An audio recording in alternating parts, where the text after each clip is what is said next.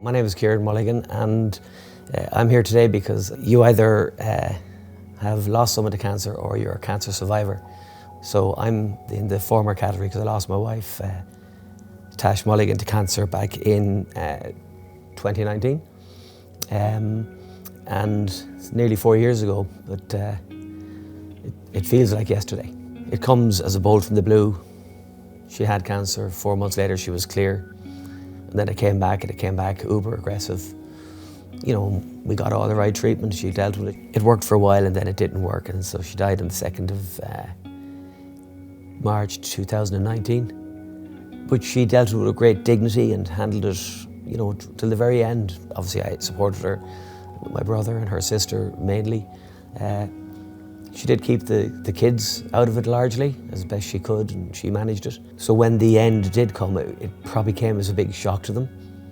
Probably to me too, although I knew everything, because when you're fighting cancer and you're supporting someone who fights cancer, you have to believe that you're going to win the battle, otherwise there's no point in fighting the battle. But certainly it was a big impact on the kids when it happened, and I think, you know, I have 4 children, James, Jemima, Hugo and Natasha, and yeah, it's affected all of them in different ways, particularly my youngest daughter, because Tash was diagnosed on the 17th of December 2017, and that was Natasha's birthday, and it's also Hugo's birthday on the same day. And I remember particularly the tears of Natasha as we had to take Natasha out of the house and start her chemo. She came back then a week later, Christmas Eve. So they're the real vivid memories of my first real interaction with cancer. We discovered ARC during Tash's illness. Tash did one session and she agreed with the counsellor it wasn't for her. So it's not for everyone. I initially didn't use it, but I do use it now, and I come back and when I feel I need it.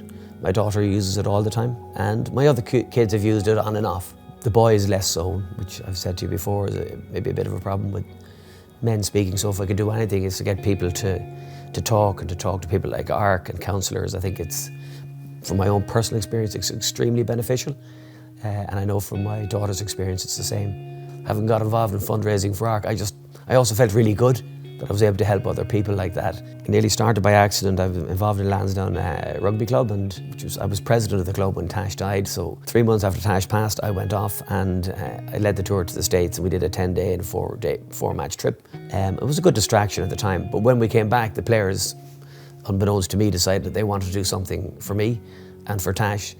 So between myself and a few of the players in the club, the young lads in their 20s, they organised the first swim for Tash, and I just supported them and guided them out in the 40-foot in October, a rainy day, and we raised around 25,000. But it followed on with my daughter decided she wanted to do something, and I think February 21, I think, yeah, she did the Freesbury is what they call it, and she swam every day in her swimsuit. Now it cost me a lot of money in swimsuits, but she swam every day in her swimsuit, no wetsuit, and she raised like close to 75,000 just on her own, through social media, through tapping into everybody.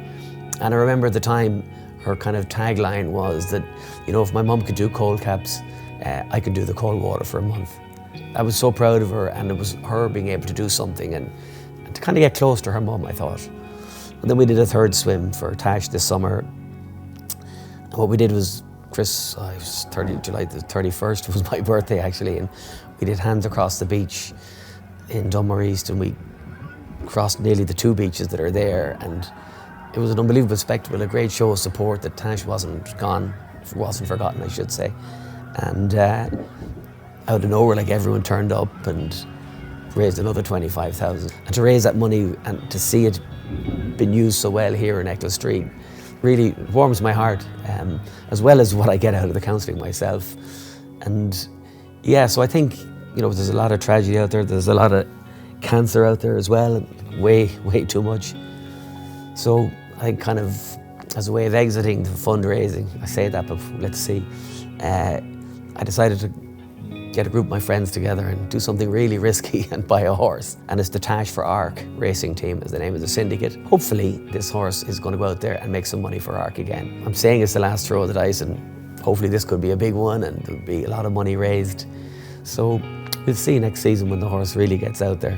If I had a message out of all of this that I've learned, is that people should consider counselling. Like I said, especially men, it's good to talk. You think you're doing well and then it just hits you from nowhere. This is the one thing about grief that I've learned.